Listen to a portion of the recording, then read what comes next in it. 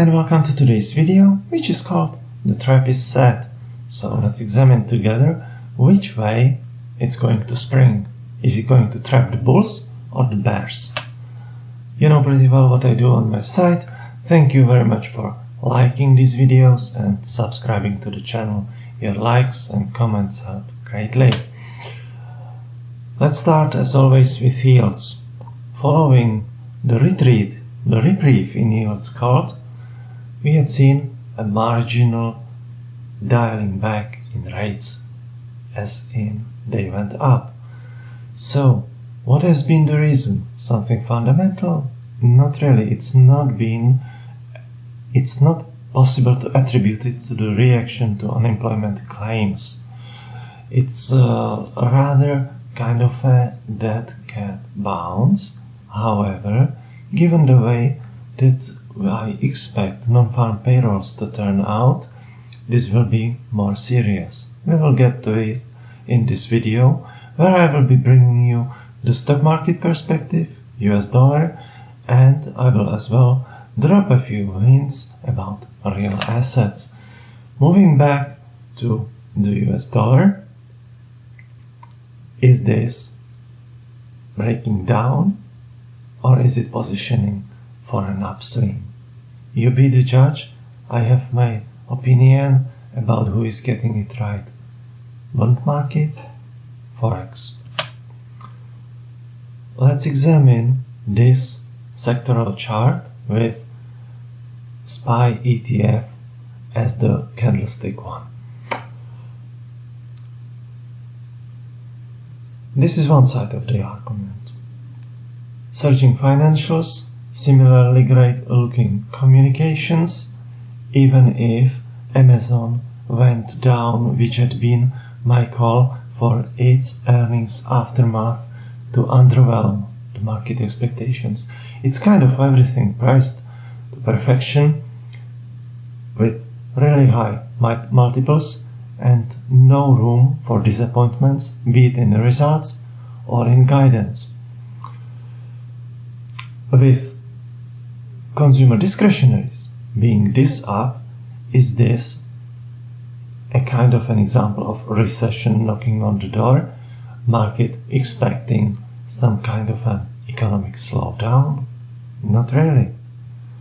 The same goes for semiconductors and tech at large. Is this a great time for high beta? Forget about DeepSeek for now. Is this the environment where tech is going to be outperforming? You know my answer. Let's have a look as well at this brief, without my annotations, chart of S&P 500 breadth. Prices improved, downswing had been rejected, but the breadth indicators, advanced decline line, advanced decline volume, new highs, new lows, these had all declined. This is kind of contradicting the sectoral view, which would one lull to sleep. So that's why I have called this video The Trap is Set, because there is a distinct sense of complacency. Look at this sectoral overview. This is lining up perfectly fine. Healthcare getting beaten down, energy retreating, while most of the rest is just rallying. Utilities down, that's another kind of a non-defensive trade. What does it say about Russell 2000 prospects heading into non-farm payrolls? Let's now drop a few words about what I expect non-farm payrolls to be like. The bar, in my view, is set pretty low, and the figure, especially when it comes to private payrolls, would be overcome. Government payrolls would today not play a decisive role. Remember yesterday's steep, fast-paced drop in S&P 500? It's a little bit a little bit odd, and I think it is pointing in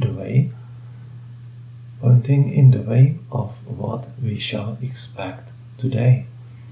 Manufacturing payrolls last time were minus 13,000. The figure today won't be that bad, while private payrolls, let me look up the number. Private payrolls are forecast 180,000 and 141 consensus, while prior was 223,000. I think we are positioning ourselves for a distinct beat, and again the bar had been set way too low. And this has implications as to what we are seeing on this hourly S&P 500 chart.